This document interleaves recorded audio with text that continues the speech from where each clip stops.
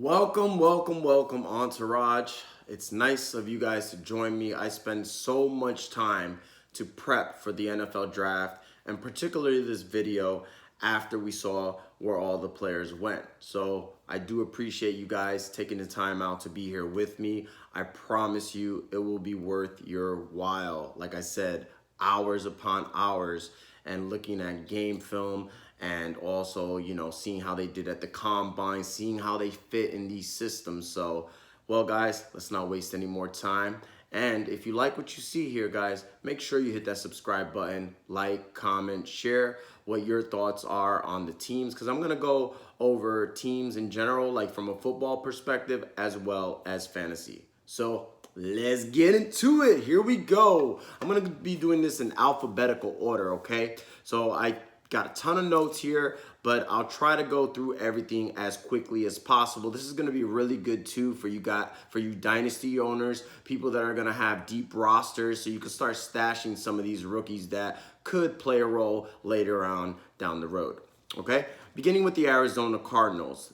The Arizona Cardinals, I went ahead and gave them an A. They got really lucky when they had Isaiah Simmons fall to them in the first round with the 8th pick. Now, they could have went CeeDee Lamb, who they were rumored with. They could have also went offensive tackle to protect their young quarterback. However, you cannot fault the Arizona Cardinals for going with arguably the best defensive player in the draft other than maybe Chase Young.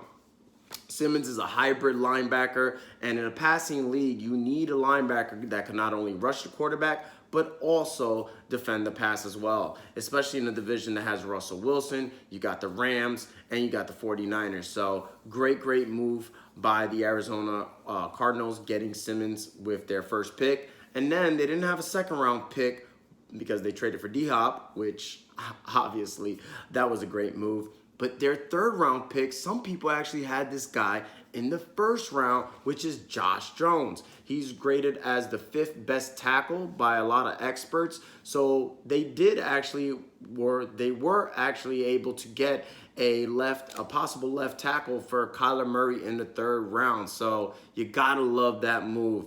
And then the other weakness that the Arizona Cardinals have is they could not stop anybody against the run, and they were able to get Leki Fotu, who's 6'5", 330 pounds, a great run stuffer. He was part of Utah, Utah was one of the best defensive teams in the nation. I like getting players who come from good programs, and Utah was definitely one of those teams last year. So to be able to get this guy in the 4th round, and they got another defensive tackle, talking about Lsu Rashard Lawrence, another great program, national champions.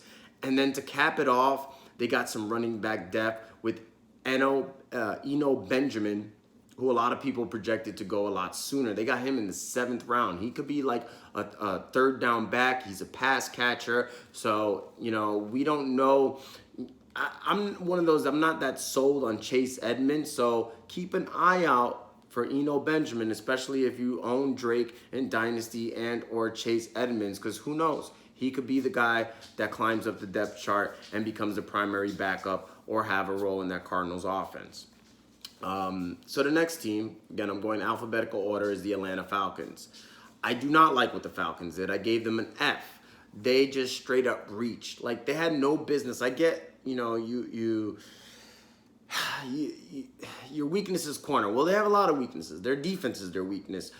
And then to reach for a guy like A.J. Terrell from Clemson, I mean, he could be a nice player, but by many experts, there's a significant drop-off between Henderson, who was the 2nd best corner in a lot of people's drafts, and A.J. Terrell. So to get him with the 16th pick, I do not like it one bit. That was a tremendous reach. And the Falcons, I think this might be the last year for their head coach if they keep making moves like this. Okay? Baltimore did what Baltimore does. Got to give them an A. I mean, it just seems like everything just fell into their lap. Similar like a couple of years ago with Lamar Jackson. They either have the best front office or they're the luckiest team in the National Football League, because then they get their one weakness, you could say, was probably inside linebacker after they lost C.J. Mosley. So what happens? They get the best inside linebacker in the draft, Patrick Queen with their first-round pick. And then with their second-round pick, they get arguably the best running back in the draft in J.K. Dobbins. He's going to be an absolute beast. I think he's good this year. A lot of people don't like him this year because they got Ingram. At the end of the day, talent over everything. The cream rises to the top. I think by the end of the year, Dobbins will be the guy. And then in the third round, they got the fourth best defensive tackle, which is Justin Matabuki. And he's a good pass rusher. So they beefed up their defense. They got, and then maybe my favorite pick for them, which is kind of hard, they got Devin DuVernay. Devin DuVernay as well in the third round, who I think is a top 10 receiver in this class. He's explosive. He might even end up being their wide receiver one. The reason I say that is Marquise Brown, as good as he is, he's often injured and is a deep threat. This guy's going to play the slide. He's going to have so many mismatches with that 4.3 speed. Absolutely love the value of getting Devin DuVernay late in the third round. So definitely give them an A. Another team I'm giving an A. And here's the thing, guys. I'm not very generous with my grades. I know it looks like that. I gave Arizona an A, Baltimore an A, and now I'm giving Buffalo A. But these teams, their front offices just get it. They're just doing a really good job. And Buffalo, another team that got pretty lucky. They had A.J. Spanha from Iowa, who a lot of people had in the first round. They got him towards the end of the second round, the 22nd pick in the second round. He's 6'5", 275 defensive end to, bolster that pass rush.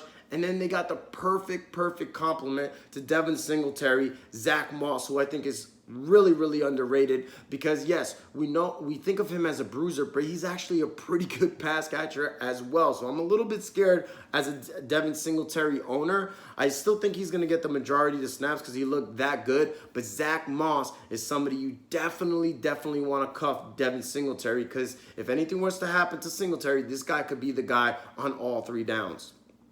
And then they got in the fifth round, they got a Jake. I got here in my notes.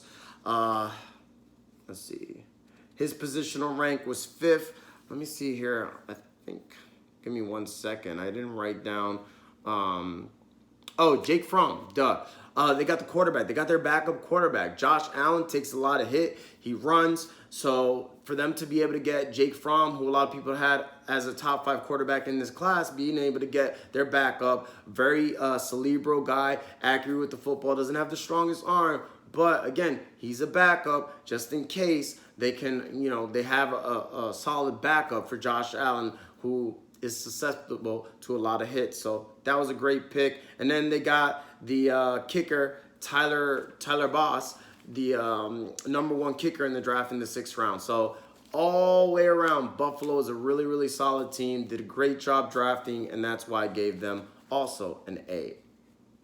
Next team, the Carolina Panthers. Let's see, I didn't even put a grade for them, but they actually killed it. I would probably give them an A as well. So first of all, they went in the first round, they got Derrick Brown. This guy is supposed to be a beast. Like, his physique is off the charts. He is 6'5", 326 pounds out of Auburn. A lot of people like him. He's good against the run. He's going to be he's the next, like, Aaron Donald, that type of player. I'm not saying he's going to be Aaron Donald, but he is probably the best defensive tackle to come out of the draft since Aaron Donald. So love that pick, even though, I kind of would have liked them to get Isaiah Simmons, but they were absolutely horrible against the run. And then they go ahead and take another defensive lineman, this time an end, Yetur Gross-Matos, and he was, by ESPN, the 4th best defensive end. So tremendous value there with the 7th pick in the 2nd round. Then, again, they had another 2nd round pick. They get Jeremy Chin. They needed help at safety as well. So getting him, this guy is really athletic. He's 6'3", 221. He's got a 41-inch vertical, and he runs a 4.45. So somebody like Matt Rule, who makes the most out of the players, I really like what Matt Rule's doing, how he's building this team. And I think he's going to get the most out of these players that might be a little bit raw, but with the proper coaching, they could be studs in this league. So absolutely love what the Carolina Panthers have done. Chicago didn't have very many draft picks. They have right now 10 tight ends after drafting Cole Kmet with the 11th pick in the second round. Now, they need a good tight end, but I didn't understand the Jimmy Graham signing. And now you pick, yes, he's the best tight end in the league, or in the draft. But I don't know. I really don't know what the Bears are doing. Why sign Jimmy Graham? You don't have a lot of draft picks. Tight end, you have a lot of good receivers. You have Anthony Miller. You have Tariq Cohen, just players that could play the slot. You have A-Rob. I just felt like they could have, maybe beefed up that line a little bit. Their defenses are getting a little older. They did get a corner with their second pick because they need somebody to fill in for Prince Amukamara, whatever his name is. I can't seem to say his name ever. But Jalen Johnson was a good value, don't get me wrong. But Chicago, I just got to give them a C. Like, those players are pretty good. I just feel like they could have done more with their picks since, they were very limited. Cincinnati, I'm giving them a B. Obviously, you can't mess up Joe Burrow. I think they might have gotten their receiver for the future. I have my question marks when it comes to T. Higgins. They got him at the top of the second round. But I think with the proper system, with the proper quarterback, I think Joe Burrow is going to be a very good quarterback. So I do like, if Higgins can hit his ceiling, he could be like another A.J. Green. So I like the pick there. Since A.J. Green is on a one-year deal and he's getting older, I think they might have found their wide receiver one for the future. Then they went ahead in the third round. They got Logan Wilson. He was the third-ranked inside linebacker according to ESPN, and they needed obviously help in that run game. And then they went ahead and got an outside linebacker in Akeem Davis Gather. He was the 5th ranked outside linebacker, so some good value there in the 4th round. You can't be mad at that, and he's supposedly very good in coverage. So that's a big deal when you're in a division with Ben Roethlisberger and the Steelers, as well as Lamar Jackson, the Ravens, and the Browns as well. All three of those teams are going to be pretty potent offenses, so good value there. Next team I just mentioned, same division, Cleveland. Now, Cleveland got super lucky. You talk about lucky that they were able to get arguably the best offensive tackle, Jedrick Wills, in the first round. He slipped to them to 10, so absolutely love that pick. And then they needed help at safety, and they got Grant Delpit out of LSU, who some people had concerns about because he actually played better in 2018. But a lot of people say that was attributed to the ankle, so there's some upside there. He could be a really good safety. Again, I like players out of big programs, and the SEC, more often than not, that's where the best players go. So there's definitely some upside there with Grant Delpit. And then they got the defensive tackle out of Missouri, Jordan Elliott. So Cleveland was a little shaky up front against the run, so that fills a need. And then they had another 3rd round pick. They got Jacob Phillips, inside linebacker, also fills the needs, trying to stop the run. And then they went ahead and got a center. So some more help for Nick Chubb in that run game. It's amazing. They signed Conklin. They picked Jedrick Wills with their first pick. And then they get the 6th best center in the 5th round. So they definitely bolstered that offensive line.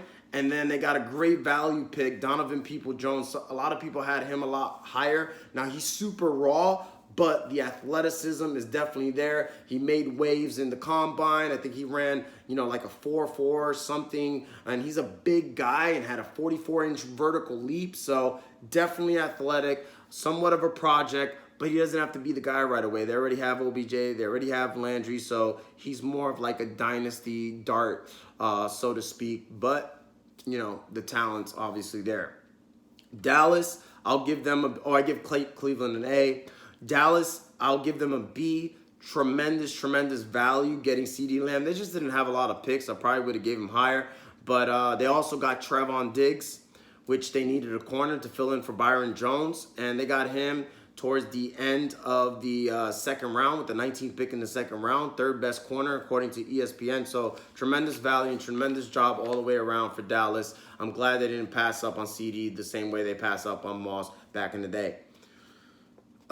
Denver, I'll give them a B. It would have been an A. I just don't like the KJ Hamler pick.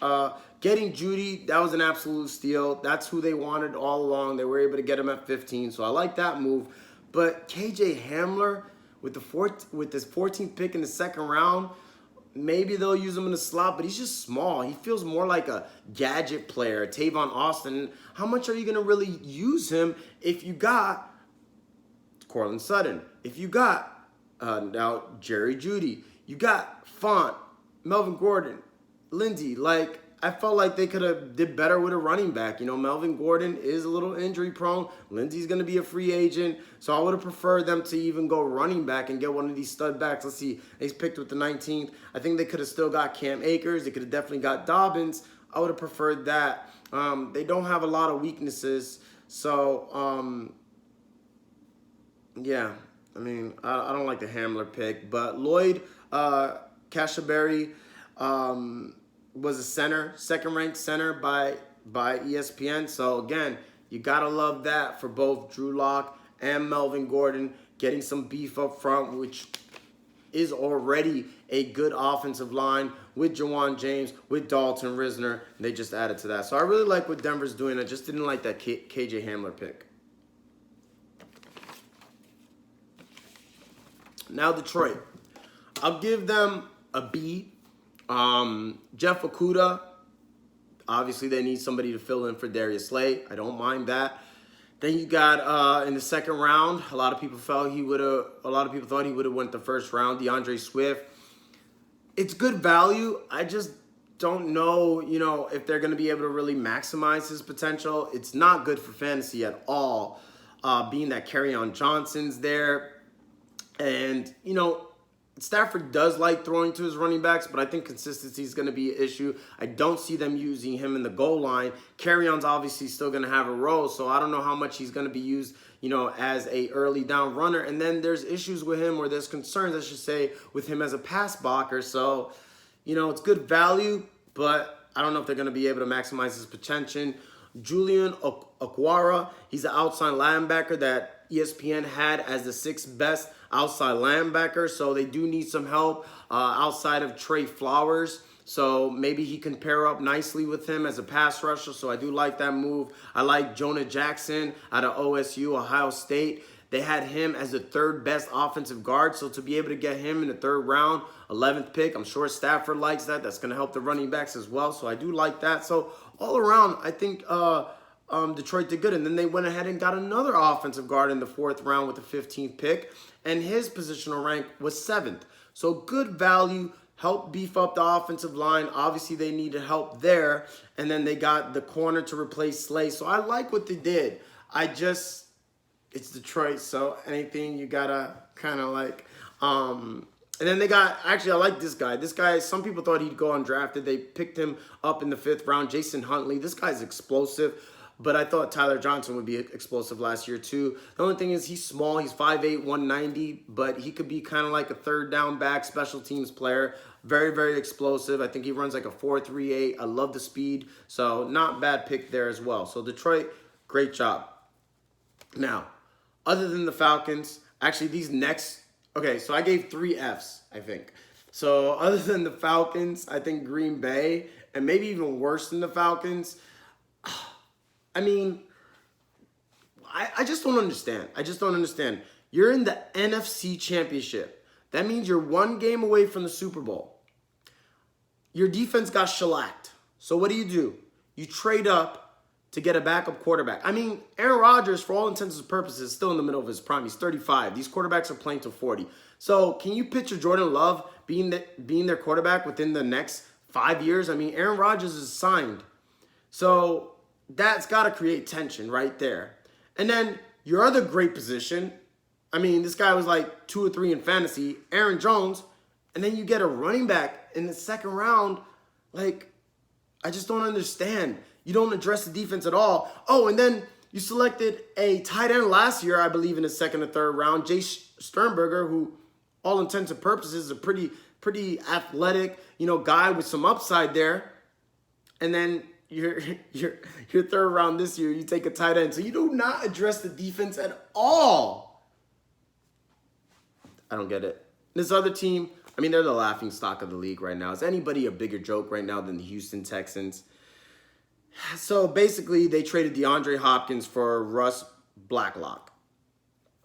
He's a defensive tackle. ESPN had him rated as the third best defensive tackle, so it does address a need. Houston was getting gashed, especially later in the year in the run game, but I don't count David Johnson. I'm sorry. People that think David Johnson's just going to resurrect from the dead also believe in the Easter Bunny. So for me, it's basically DeAndre Hopkins for Russ Blacklock. That doesn't sit well with me, even though it does address a need. The third pick, Jonathan Green, inside linebacker, was okay. And then, fourth round pick, this guy looks like a project, Charlie Heck. He's 6'8" out of Kentucky, so he might do something, whatever. Worth mentioning since they do need to get Deshaun Watson some help. But all in all, this is an F. You don't come away with one impact known player, and at the same time you get rid of DeAndre Hopkins. I'm not feeling it. I'm not feeling it. Indianapolis, I'll give them a B. I think they did solid all the way around. Going with Michael Pittman. I'm not a big fan of Pittman. I know a lot of people are high on him, but I like players that show me some explosiveness. Yes, he catches everything. He's big, but you're not going to be going against these little midget corners in the NFL. They're going to scheme a lot better, obviously. And if you can't, really get off that press coverage and create that separation and have that explosiveness, and then you got a quarterback with a noodle arm like Rivers, he wasn't able to use Mike Williams, who I think is a lot better than Pittman, even though they're kind of similar. So, it's not a horrible pick. I just don't think they're going to really be able to maximize Pittman's talent, at least not with Rivers at the helm. Jonathan Taylor, I do like. Again, another back. He was the best back out of the combine, running that 4.35, 4.38, somewhere around there. This guy's just a freak athlete, and with that offensive line, he's going to be a terror in the league, so I do like that. Getting Jacob Eason, maybe their quarterback of the future, who knows, in the fourth round. That was a good value. Shaquille Quarterman, inside linebacker, that was a good value. His positional rank was 9th. So they did good in the later rounds. They did pretty good here. And then they got this other guy, a D3 prospect. Let me see here. A second here. Sometimes I write stuff so fast that oh yeah, sorry. That was Jacksonville. Jacksonville really did good. So actually, what I was reading off of my notes here, Shaquille Quarterman actually got drafted by Jacksonville. Let's go into Jacksonville. So those were the 3 picks that I really like from Indianapolis. My notes were all scribbled. So Jacksonville gets an A. I'm surprised. Like, what happened to Jacksonville? Do they got, how rappers sometimes got ghostwriters? Does Jacksonville all of a sudden got a ghost GM? Because it seems like they couldn't get anything right. And now, really some might consider it a bit of a reach, but there was a lot of teams, including the Atlanta Falcons, that really wanted to get C.J. Henderson. So I'm not mad at that pick. And then they went ahead with their second first-round pick. They got Clavon Kaysen out of LSU. And I'm sorry if I'm butchering these names. I don't watch college football. I do my scouting afterwards. But the LSU outside linebacker, his positional rank was number 2. So I like that. It's a great fit. Fits a need. Laviska Shenault, a lot of people like him. Good athlete. Tough receiver. I'm not mad at the pick. I guess they wanted another receiver. Hopefully Minshew could take advantage of these receivers. I'm a little weary about him. And then Jacksonville's actually the team that had Shaquille Quarterman, which seems to be like a good fit for them because they got gashed in the run. The defense was bad altogether, but he was the 9th positional ranked inside linebacker by ESPN. So, and he's out of Miami. I like players, again, out of big programs. Miami's players seems to always pan out for the most part, you know, compared to other schools. They got this guy, let's see, 410. Oh, Bart, offensive tackle. They needed help there. He seems like a project, but he was like one of the better players in Division III. Sometimes you can't sleep on these guys. 6'6", 309 pounds. Definitely addresses a need. And then they got the, let's see here. In the third round, actually, they got Devon Hamilton, who I like. Again, big programs. OSU, Ohio State University, defensive tackle.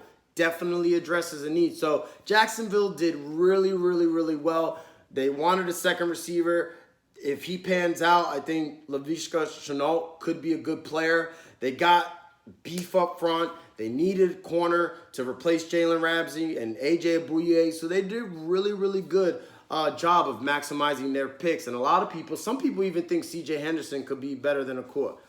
So we'll see about that. But I like what Jacksonville did.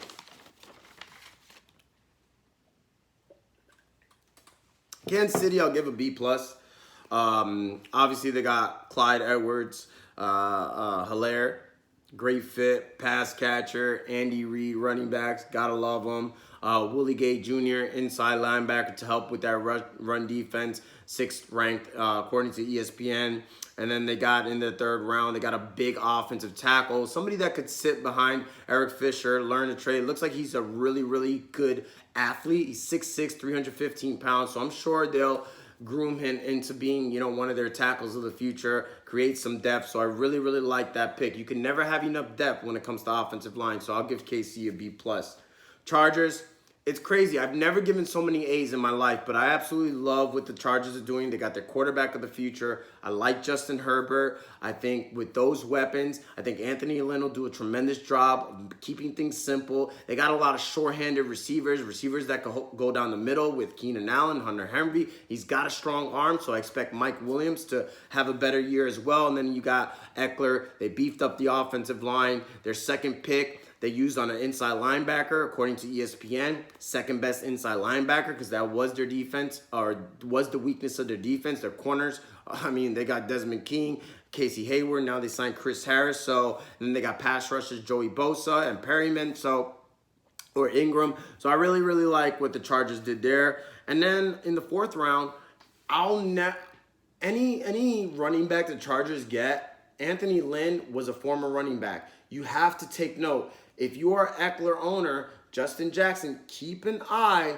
on Joshua Kelly. This guy's thick. Something that both Justin Jackson and Eckler are not. So he could be like an in-between the tackles runner. They might even want to use him in goal line situations. So he's somebody, especially in Dynasty, you definitely want to keep your eye on. He's 5'11", 212 pounds, and he's actually a lot faster than he seems on film. Seems a little slower, but he runs a 4.49, strong guy, 23 reps on the bench. So keep your eye out. I'm telling you right now, for Joshua Kelly. He's an injury away from being very, very fantasy relevant. In the fifth round, Joe Reed. A lot of people had him as a sleeper at wide receiver. And then another guy that slipped all the way to the seventh round, KJ Hill out of Ohio State. Another guy that could have been, you know, if it was any other year, would have probably been drafted a lot sooner. But since wide receiver was so deep, he slipped all the way to the seventh round. So Chargers all across the board, they hit on every single pick.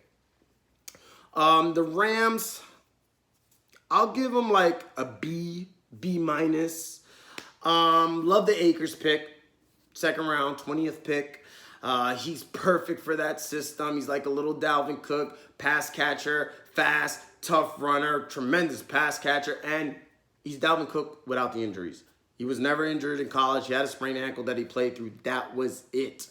Then Van Jefferson, I felt in a deep wide receiver class, you didn't need to go Jefferson with the 25th pick in the second round, especially since you got Kupp, you got Robert Woods, Josh Reynolds is okay, you got the tight ends, Higbee and Everett. So yes, Van Jefferson is kind of in that Cooper Kupp, Robert Woods mold, so he fits their system very well, but it just wasn't a need. And the Rams do have some needs. They got an aging offensive line. They have a defense that's lost a lot of players, including their defensive coordinator, Wade Phillips. So I felt like that pick could have been better used elsewhere. In the third round, I do like them getting outside linebacker Terrell Lewis out of Alabama. Again, big program.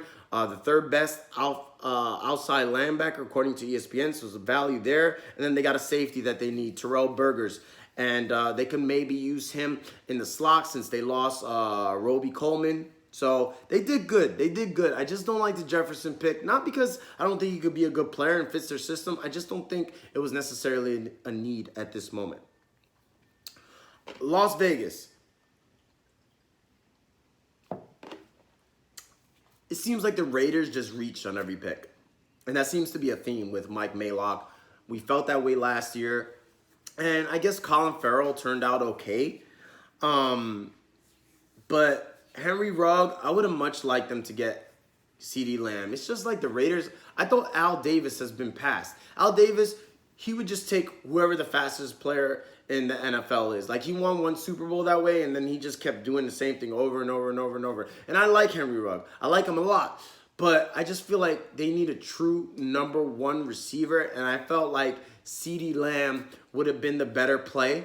But they did get a good complimentary receiver then in the third round. They got back-to-back receivers, but the one I like more is Bryan Edwards because he's a little bigger. He's 6'3", 212 pounds out of South Carolina. So I think he's a good compliment. They got Hunter Renfrow. They got Waller. I think that offense is going to be really, really underrated. We're about to see what Derek Carr is made of because now he's got weapons. There's no excuses. He's got a good O-line. He's got Josh Jacobs. He's got Rugg that could take the top off of defense. Darren Waller. So there's no excuses. I don't like Damon Arnett with the 19th pick. Like, I get you need a corner, but again, similar to Atlanta, stop reaching. And I bet you the Patriots, who we'll go over later, I bet you their corner that they got at the end of the first round ends up being better than both of these guys getting picked at the 16th and 19th pick. So I don't like the reach there either. But other than that, they fit needs. So I'll give them like a C. Here's a team I like what they did is the New York Giants. Gettleman's just been on fire.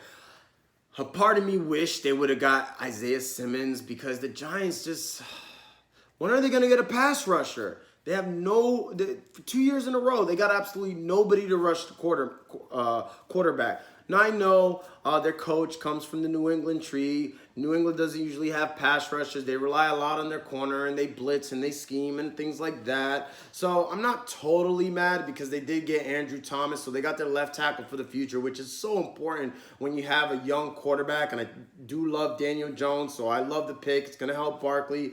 And then the second round, getting the number one safety out of Alabama, Xavier McKinney.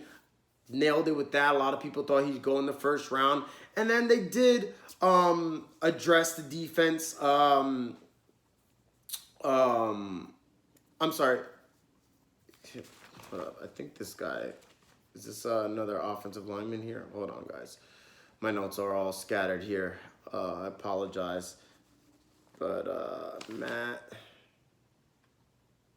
Matt Purr. Okay, so they got another offensive tackle.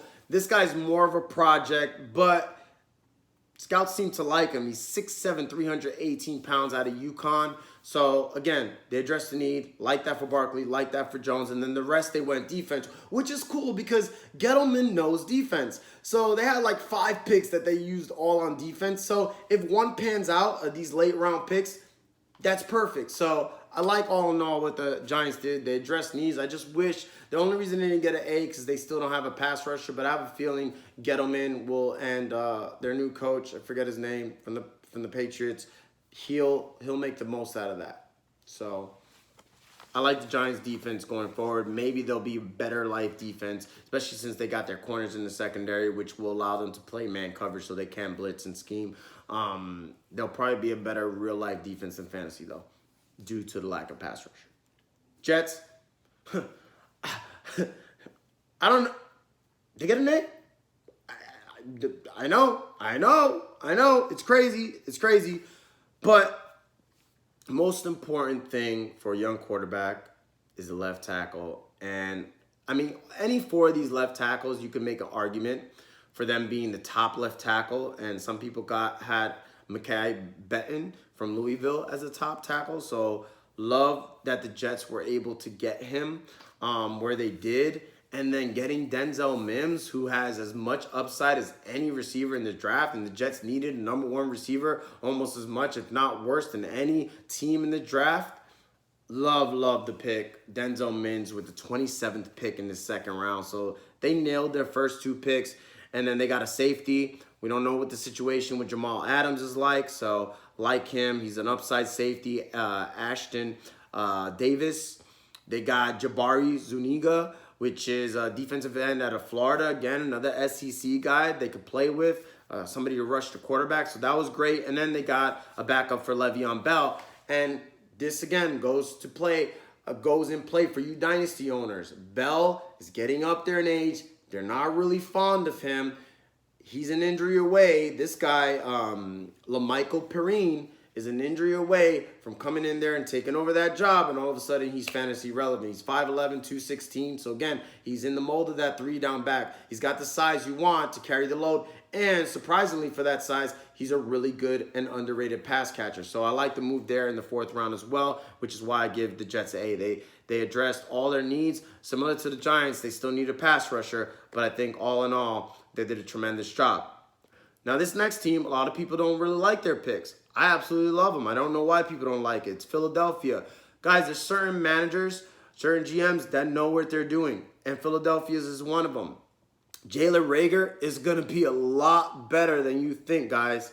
I'm telling you right now, Jalen Reagor, you want to get him in redraft, you want to get him in dynasty, in real life, this guy could do it all. You could line him outside, in the slot, end arounds, special teams. He might even get a return touchdown for you. Absolutely love Jalen Reagor. And guys, I know, you probably would have wanted something different in the second round, but guys, Carson Wentz has been injured 3 straight years. You need a reliable backup quarterback, and I absolutely love Jalen Hertz. I think Jalen Hertz has almost as much upside as anybody in this draft. Is he going to be that pure thrower? No. Is Dak Prescott a pure thrower? No. Is Dak Prescott the best quarterback in the league? No, but he's a really good quarterback, a quarterback you could win with, a quarterback that took his team to the playoffs the first year. Where the league is going, you need those athletic quarterbacks. You need those guys who can run, and Jalen Hertz fits the future of the league. He does. He's a great quarterback, and if you dumb down the playbook and you give him an offensive coordinator like Doug Peterson who knows how to mold his quarterback, he gets to learn behind Wentz. I absolutely love that pick. I think it's a tremendous value with the 21st pick in the second round, because you know what? If Wentz was to get hurt, Philadelphia, I don't want to say they won't miss a beat, but pretty much they won't miss a beat. And you can still use them in packages, kind of like the way the Saints use Taysom Hill. So I absolutely love this pick when it's his time. And you know what? If Wentz, for some reason, never gets injured for the rest of his career, you could go ahead and flip Jalen Hurts for 1 or 2 first-round picks if he's as good as I think he is. So I absolutely love this pick. And again, guys, I know you want Philadelphia to get a receiver, but guys, they got 2 stud tight ends. They got a stud running back, maybe 2 star running backs, because Bart Scott is also pretty good in addition to Miles Sanders. They got a great offensive line. Who knows what they're going to do with Jeffrey and D-Jax. They just traded for Goodwin. And when you're a good quarterback, you don't need great receivers. Good quarterbacks, and I think Carson Wentz is a damn good one when he's healthy. I mean, this guy took the Eagles to the playoffs with scrubs, Greg Ward. Nobody heard of him, and was a top 10 fantasy quarterback before he got injured, or to end the year in points per game, something like that. You don't need great receivers. He has plenty. I'm telling you, he has plenty, especially with an offensive mind like Doug Peterson. And then they got Davion Taylor, a hybrid safety. Again, they need secondary help. Hybrid linebacker safety. Not the biggest guy, but a guy who could cover out of Colorado. So that's why I give Philadelphia a B+. They would have got an A if they had more picks. Great job. Next team, Pittsburgh. Same state, different city. Chase Claypool. I can't doubt Pittsburgh when it comes to receivers. Everybody I know has said he's more of a project, might change to tight end, so who knows what they do with them. But again, I'm just glad because I don't think it affects Juju that much, and Juju's probably just going up and up my ranks. I was kind of between him and Kenny Golladay. You know, Juju might be top 5 again. I don't care what people say. I don't care that he was injured last year. I do what I do, and I know what I know. So he might surpass Golladay because, geez, Galladay is great, but, like, you got Marvin Jones, you got Hawkinson, they just got DeAndre Swift. So I think Juju's going to be a lot more consistent and has just as much upside any given week. So love that for Juju. They didn't really have any other picks. I'm going to give them a B because they traded their first-round pick for Minkah Fitzpatrick. So, you know what I'm saying? And that turned out pretty good. Pitt was already loaded. They got a great defense. They got a great offensive line. They got skilled players. They could have used a running back, but I feel like, you know, they got Snell from last year, so if something were to happen to Connor, I think they'll be fine. Snell looked pretty good, and Pittsburgh's one of the better front offices in the league, so I like what they did. Seattle, everybody always shits on Seattle every single year, you know, because they always get these no-name guys, but these no-name guys end up being good. So I'm not doubting. There's certain general managers, including John Snyder, I just don't doubt. So Jordan Brooks, he addresses a need at the end of the first round, outside linebacker. They needed a pass rusher out of Texas Tech, and then they went ahead and got a defensive end, another pass rusher out of Tennessee, Darrell Taylor, so they addressed some needs. They also beefed up the offensive line. This guy, Damian Lewis, is the second best guard according to ESPN. Again, big program, LSU. It's a great run blocker, and that's what Seattle wants to do. They want to run the football with Chris Carson and protect Russell Wilson. So I'll give Seattle a B, a solid B, because they address needs, and they got players that are talented, big programs, and again, it's John Snyder. I'm not doubting John Snyder. It's not what I do. San Francisco, I'll give them a B+. Getting Kinlaw, it's like a parallel move. Probably not as good as DeForest Buckner right now, but has that type of upside. This guy's, he's a huge man. It's going to help that run defense. 6'5", 324 out of South Carolina, second best defensive tackle in the draft. And then they went and got Brandon Ayuk. I wasn't in love with this pick. I'm not going to lie. Because it's almost like a Debo clone. I would have preferred them to get somebody that's a little different, Denzel Mims, somebody like that. Plus, they gave up a 4th and a 5th just to move up 5 picks. You know, I felt like he would have been there for them at the 31st pick. According to Kyle Shanahan, his people told him Miami were going to take him. So, I don't know what the deal with that is. But it's growing on me. If that's your guy, you can't take that risk. So, I'm not mad at the pick. I just don't think the Niners, you know, being a run team, having Debo, having Kittles, they also have Jalen Hertz. I don't know what they're going to do with him. I didn't think it was necessary, but at the end of the day, John Lynch has done a great job, and the Niners are filling needs, so I'll give them a B+. I'll give them the benefit of the doubt because, you know, you got to give credit where credit's due, and some of these teams, some of these general managers deserve that type of credit. Did I skip some teams? I feel like I did. Did I go through? Oh, okay. So I kind of, because I'm doing this alphabetical order, I kind of skipped a few teams here like Miami and all those. So I'll go back to it now. It reminded me because I was talking about Miami. So I was like, hold up. We're on S. I didn't do Miami yet. But Miami. I absolutely love what happened here. Miami, everybody wanted them to tank for Tua before he got injured, and Joe Burrow became the main guy. And they didn't tank. They got rid of all the players that didn't want to be there, like Drake, like, you know, Minkah Fitzpatrick, even though, you know, they balled out elsewhere. But they still ended up getting their guy with the 5th pick. I'm glad they went with Tua, and they weren't scared because Tua's upside is as big as anybody. And then, because they also needed a left tackle. I heard they were trying to trade up to get one, but they get arguably the 5th best offensive tackle in the draft in Austin Jackson, 6'5", 322. So they got the quarterback of the future. They got the left tackle of the future. A little bit more of a project than the 4 guys before them. A lot of people think there's a significant drop-off, but the raw talent is there. And then they got Robert Hunt in the 2nd round. The number 1 offensive guard. So they got one side of their offensive line taken care of within their first 3 picks. That is awesome. And then they got Raekwon Davis, 6'6", 311 pounds out of Alabama. So I really, really like this pick as well. Defensive tackle. Miami, you know, they had issues with the run. I think a coach like Brian Flores from that New England tree will coach these guys up.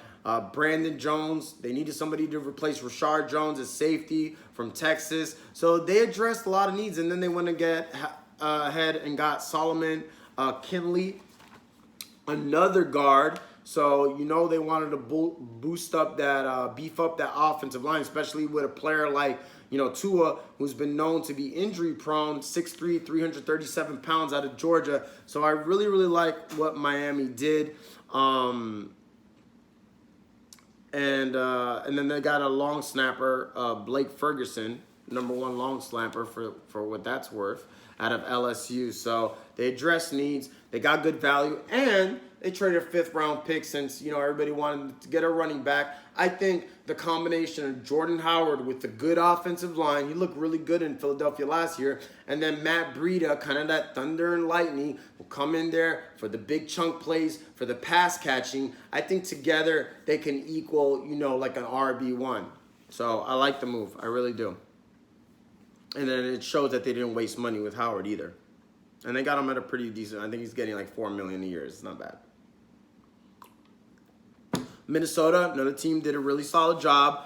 I love Justin Jefferson. He's a slot receiver. Adam Thielen's a slot receiver. But I saw a statistic, somebody posted up, that Adam Thielen only played like 30-something% snaps in the slot. I don't know how relevant Justin Jefferson's going to be this year. I think long-term he's a better dynasty player because we don't know how long Kubiak is going to be the offensive coordinator. It's going to be more centered around the run. But, you know, at some point you got to pass. This is a passing league. Their defense is not that great. They can't all go to Thielen. And Justin Jefferson's the type of player you can move outside. You can move in the slot. You can move him everywhere. Short-handed receiver. So I do like the move. And then they went ahead and got their corner to replace Xavier Rhodes. I mean, they lost their whole secondary, so they need a corner. This guy's got some upside, too, at his TCU, Jeff Gladney. So I thought that was some good value at the end of the first.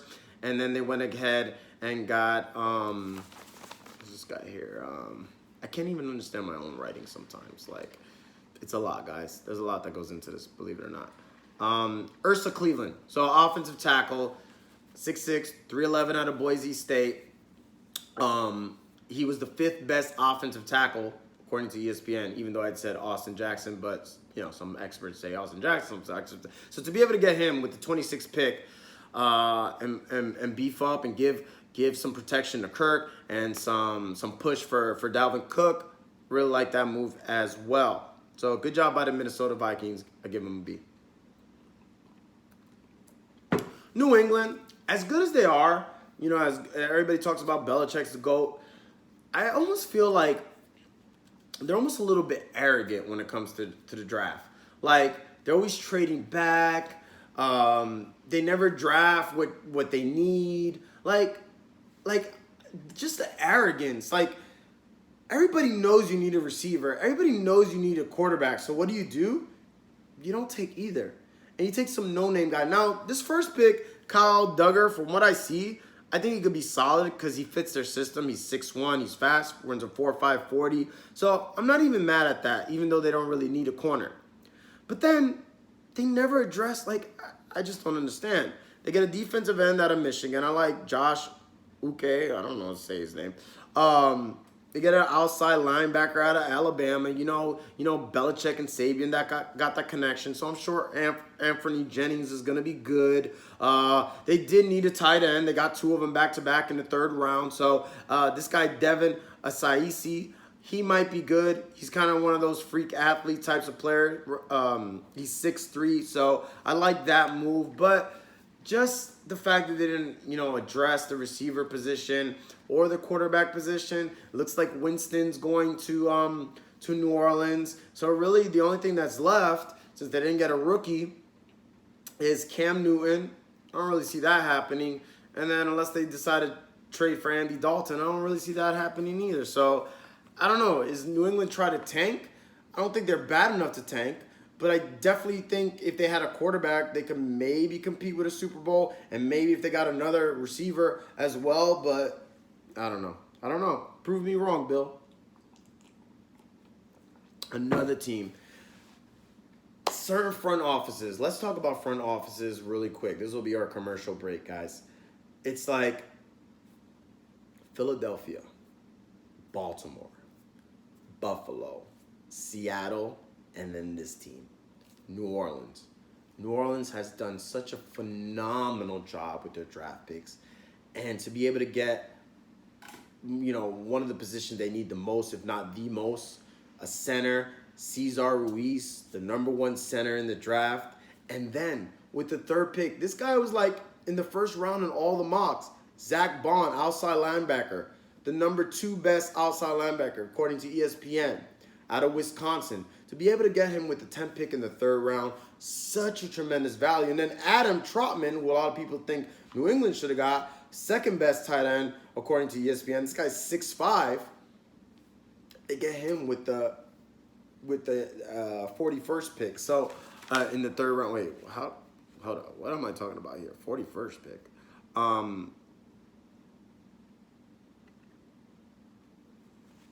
Yeah, they get him at the end of the third round. So I don't know why it says 41st. That's weird. So New Orleans, once again, nail it out of the ballpark. I give them an A. We just did San Francisco. Now, my A+. Only one team, for now, got an A+. Boy, oh boy, oh boy. Is this thing rigged for Tom Brady to win the Super Bowl or what? I mean, he goes to Tampa with Chris Godwin, Mike Evans, Bruce Arians, Todd Bowles with a young defense, one of the best defense in the second half of the year. A lot of people don't know that. Like #1 rush defense. And then you get a guy, Tristan Wirth, who some people thought the Giants were going to select with the 4th pick. All you got to do is trade up one spot, and you get him with the 13th pick. You got Brady's left tackle. Man, if only Winston had this help. And then you get the second best safety, according to most experts, Antoine Winfield. That's the one part of secondary they needed the most help. And then, we all know they need a running back. You get Keyshawn Vaughn. This guy's tailor-made for Bruce Arians' system. Pass catcher. He could be a 3-down back.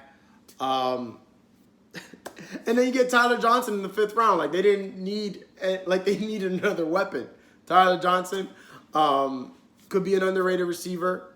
Tremendous value, best available. And then in the 6th round, you get a guy out of Nebraska, a school that's known for producing pretty good defensive players. You get a guy, a defensive tackle, 6'1", 308 pounds, who runs a 4.75 40. So he's a freak athlete. And you give a player like that to Todd Bowles, like he ain't gonna know what to do with him. To the #1 rushing defense already. Love what Tampa Bay did. Tennessee, another team. Hey, I can't believe, guys, I swear to you, I am a hard grader. I swear. There's been years where I only give, 1 A, maybe 2. It's weird. It's really weird. But Tennessee, you could throw them into those front offices. I'm not going to put Tampa Bay there yet. They had one good year. But Tennessee, ever since they signed, what's their coach's name? I can't even think of it right now. I'm sorry, guys. My brain is fried. But the guy from New England, he's really, really turned that program around. And what did they do? They lost Ryan Conklin to Cleveland. They needed a right tackle. So what happens? They get the 6'7", 350-pound mammoth Isaiah Wilson out of Georgia to block for Derrick Henry. Are you kidding me? And then they get Kristen Fulton, who just falls in their lap, 6'1", out of LSU, runs a 4.47 40 corner at a position they needed. They got Logan Ryan up in the air. He's still a free agent. Malcolm Butler, who knows what's going to happen with him and his bloated contract. And then I don't know if they're going to re-sign Adoree Jackson. So this guy, you could either put him at slot initially or safety, or he could play a numerous amount of positions. They'll know exactly what to do with him. And then you get your insurance for Derrick Henry. This is going to be one of the most important handcuffs in the league. My Dynasty owners, my Henry owners, make sure you pick up Drayton Evans, running back out of Appalachian State. They got him at the end of the third round. Amazing job, A. Now, my last team, and I did save the best for last. Not because they just happen to be the last team on the alphabet, but they actually had the best draft. And this team has been a complete shit show for so long. I mean, they're up there with the Browns and the Jets. They have one of the worst owners in the league. I'm talking about Daniel Snyder and the Washington Redskins. But it looks like Rivera is putting his stamp all over this team. He shipped out Josh Norman and what's the other cornerback, Dunbar. He's like, you don't want to be here? Fuck you. Get out of here. They already had some nice defensive pieces, some nice young players. And now you pick. Some people think he's the best defensive player in years. Chase Young. The two hardest positions I always say to get is a pass rusher and I'd say the two most important positions, you have to be able to rush the quarterback and protect the quarterback. So now they're able to rush the quarterback. Chase Young. And then, this guy was my favorite sleeper in the entire draft. They get Antonio Gibson. 6 feet, 228 pounds, runs a 4.38. Hybrid player. Reminds me like a Percy Harvin. You could put him at receiver. You could put him at running back. He's just a weapon. They already said, they're already comparing him to CMC. And look who's their offensive coordinator. Ron Rivera's offensive coordinator, Scott Turner. CMC's old coach.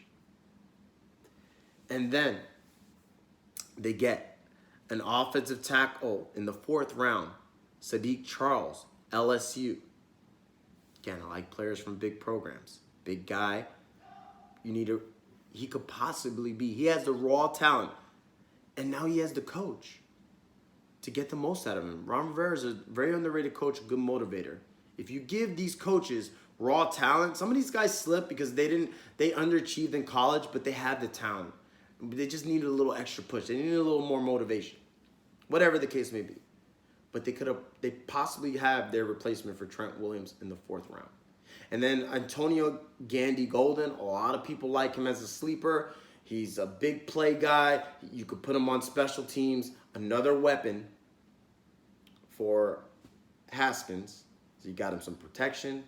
He already had McLaurin. He already has 20,000 running backs. You give him another weapon in Gibson. You give him Gandy. And then with a 5th round pick, they get a 6'3" center who's supposedly the 5th best at his position, according to ESPN, from San Diego State, Keith Ismail. So you got more beef up front. You got weapons. You got arguably the best pass rusher in years. Washington gets my A++. Well, guys, I hope that you enjoyed this video. I hope that you got some value and it just made you think. I hope that, I wasn't too hard on your teams. I mean, I was pretty generous with every team besides. I don't think I was generous. I think these teams genuinely deserve these grades. Just like I think Atlanta, Green Bay deserve their Fs. Was there somebody else that got an F? I don't remember. But yeah. If you have any questions, guys, comment down below. Comment down below. Subscribe. Let's keep in touch. Follow me on Instagram at Fantasy Football Rapper. Follow me on Twitter at IMFF Rapper. And until next time,